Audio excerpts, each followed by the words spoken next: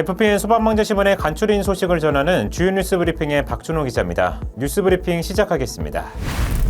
소방안전교부세를 소방 분야에 고정 투입하도록 한 지방교부세법 개정안이 국회 법제사법위원회를 통과하면서 국회 본회의 문턱만 남겨두게 됐습니다.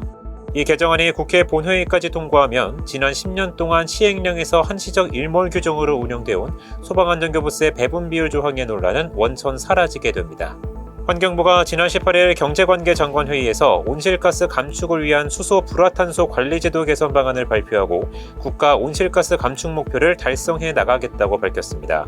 방안에 따르면 가스 소화약제 HFC-23은 2028년, HFC-272A와 HFC-125는 2030년부터 물질 전환 대상이 됩니다. 앞으로 소방대원이 근무하는 소방청사는 소방 업무의 특수성을 반영해 건립됩니다. 국립소방연구원은 소방청사 건축표준 가이드라인을 제작하고 이를 전국시도 소방본부에 배포한다고 밝혔는데요. 이로써 소방 출동의 신속성 확보와 더불어 더 나은 근무 환경이 조성될 수 있을 전망입니다. 7명이 사망한 부천 호텔 화재 이후 정부가 마련한 재발방지 대책이 모습을 드러냈습니다. 소방청과 행정안전부 등 관계부처가 숙박시설 소방안전 개선 종합대책을 지난 19일 발표했는데요.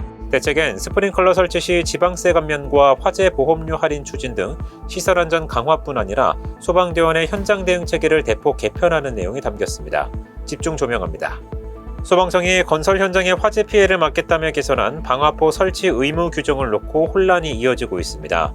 일부 업체들이 KFI 성능 인증품이 아닌 안전보건공단의 기술 지침에 따라 만들어진 방화포도 사용할 수 있다고 주장해서인데요.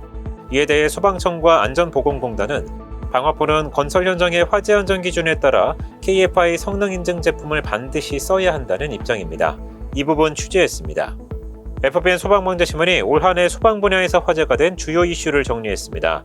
올해는 소방관 2명이 순직한 경북 문경 공장과 23명이 숨진 아리셀 1차 전지 공장 등 안타까운 화재 사고가 이어졌습니다.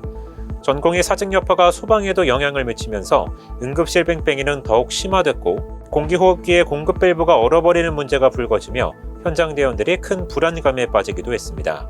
또 잇따른 배터리 화재로 국민적 불안감이 고조되자 소방청 등 정부 부처가 앞다퉈 안전대책을 내놨습니다. 소방의 올해 이슈를 분석했습니다. 관련 기사의 상세 내용과 더 다양한 분야 소식은 이번 소방방재신문 발행호에서 확인하실 수 있습니다. 지금까지 주요 뉴스 브리핑의 박준호 기자였습니다.